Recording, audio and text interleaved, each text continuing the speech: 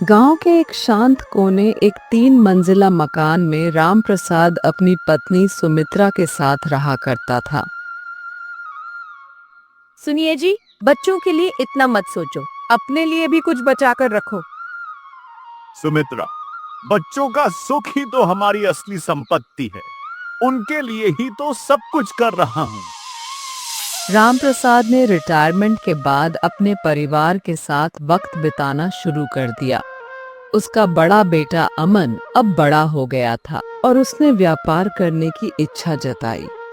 पिताजी, नौकरी करके आपने मुझे काफी समझदार इंसान बनाया है। नौकरी से कई गुना पैसा व्यापार में है और मैं इसकी काफी अच्छी समझ रखता हूँ। इसलिए मैं अपना खुद का व्यापार शुरू करना चाहता हूँ, लेकिन इसके लिए पैसे चाहिए। बेटा, व्यापार तो ठीक है, लेकिन इतना बड़ा फैसला अचानक क्यों? और क्या तुमने इसकी योजना बनाई है? पिताजी, मैं ये काम जरूर कर सकता हूँ। मैंने व्यापारी दोस्त बनाए हैं, मुझे काफी अच्छी समझ है व्यापार की। मैं जानता हूँ कि मुझे कौन सा व्यापार करना है और मैं इस काम में विफल नहीं हो सकता। मुझे बस आपका सहारा चाहिए, क्योंकि व्यापार में सबसे पहले सामान खरीदना होगा।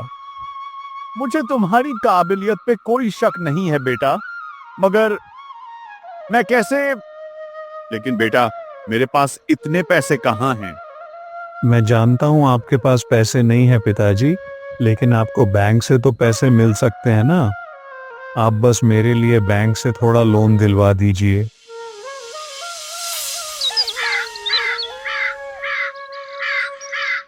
सुनिए, आपके पास पेंशन के पैसे ही बचे हैं। पूरी आगे की जिंदगी हमारे सामने पड़ी हुई है। ऐसे में हमें हमारे लिए सोचना चाहिए ना।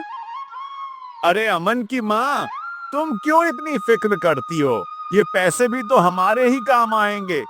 ये सब हमारे बच्चों के लिए ही तो है। अगर अमन को अभी सहारा नहीं दिया तो वह कभी उड़ान नहीं भर पाएगा। बच्चों की खुशी में ही माँ बाप की खुशी होती है।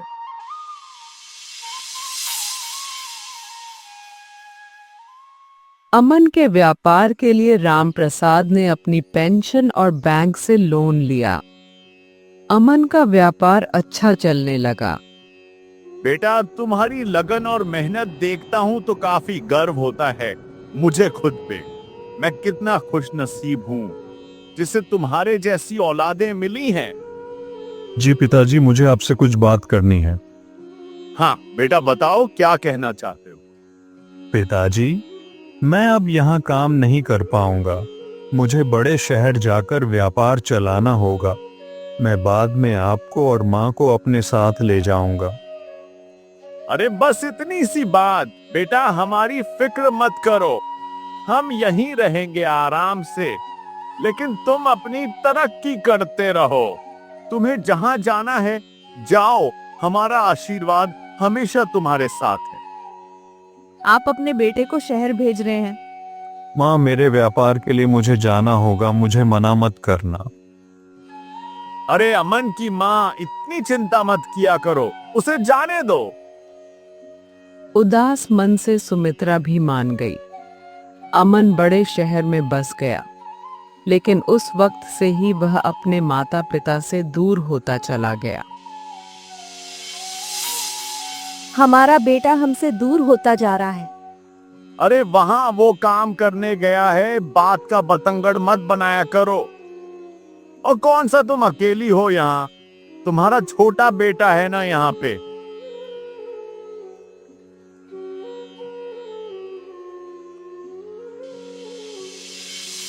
1 साल बाद छोटे बेटे अजय ने विदेश जाकर पढ़ाई करने की इच्छा जताई। पिताजी, अगर मुझे विदेश में पढ़ने का मौका मिल जाए तो मैं वहां से बड़ी नौकरी लाकर आपका नाम रोशन करूंगा। अब तू भी हमें छोड़ के जाने की बात कर रहा है बेटा। पिताजी, आपने भैया को नौकरी लगने तक साथ दिया, क्या आप मुझे मेरी पढ़ाई में साथ नहीं देंगे? बेटा, तू भी चला जाएगा तो हमारा ख्याल कौन रखेगा? नहीं, ये ठीक कह रहा है। इसे भी बाहर जाना चाहिए अपने सपने पूरे करने के लिए। आपका बहुत बहुत शुक्रिया पिताजी। बस मैं अभी फॉर्म भर देता हूँ। अब बस मेरी पढ़ाई का खर्चा संभाल लीजिए। राम प्रसाद ने गहरी सांस लेते हुए कहा, बेटा, मैं अपनी पूरी कोशिश करूंगा, लेकिन बाहर पढ़ना इतना आसान नहीं है। हमें फिर से बैंक से कर्ज लेना पड़ेगा। कोई बात नहीं, तुम्हारा भविष्य तो बन ही जाएगा। सुमित्रा ने इसका विरोध किया। यह सही नहीं है। हमने पहले ही अमन के लिए कर्ज लिया है और अब अजय के लिए फिर से। अमन हमसे बात नहीं करता और अगर हमने अपना सारा पैसा अजय के लिए भी खर्च कर दिया तो कैसे हमारा बुढ़ापा कटेगा, ये भी सोचा है आपने? लेकिन राम प्रसाद ने वही कहा जो वह हमेशा कहता था। बच्चों का भविष्य ही हमारी असली संपत्ति है।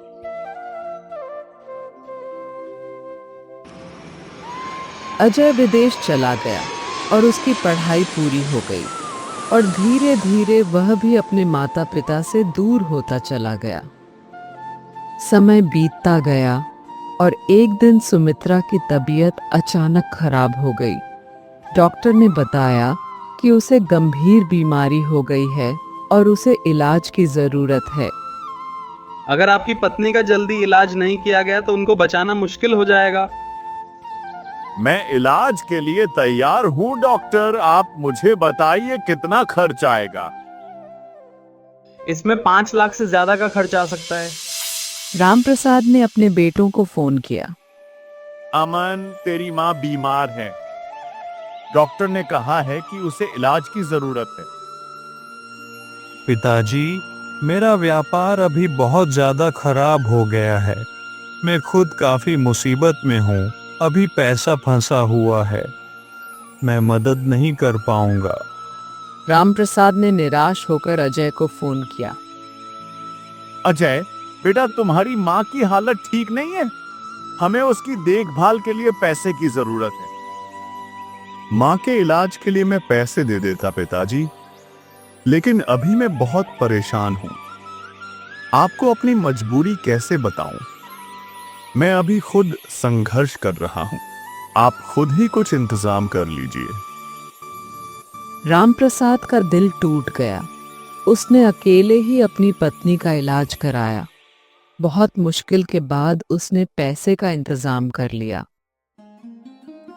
एक दिन जब वो अपनी पत्नी के साथ घर में बैठा था तब मैं जानती हूँ आप पे क्या गुजर रही है।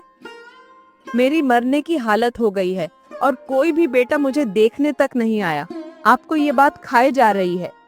अगर मुझे पता होता कि ये औलादें ऐसी निकलेंगी तो मैं इन्हें कभी ना पढ़ाता लिखाता। अपने बच्चों के बारे में ऐसा मत कहिए। और सुनिए, मैं आपको अपनी कसम देके जा रही हूँ। मेरे मरने के बाद ये घर अपने बच्चों में आधा आधा बांट देना। कुछ मत कहो तुम, कुछ नहीं होगा तुम्हें। राम प्रसाद ने अपनी पत्नी को ठीक करने में कोई कसर नहीं छोड़ी, लेकिन तमाम कोशिशों के बाद भी सुमित्रा इस दुनिया से चली गई।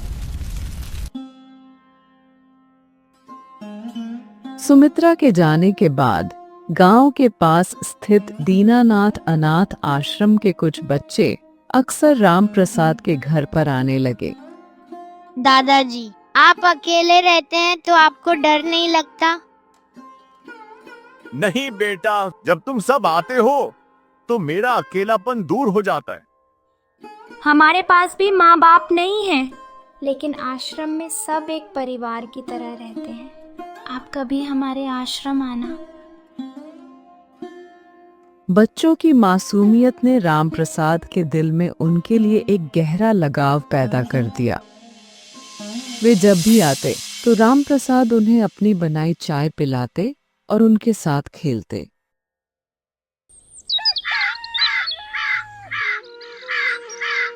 सुमित्रा के गुजरने के कुछ महीने बाद वे दिखावे के लिए पिता से मिलने आए, लेकिन उनका असली मकसद कुछ और था।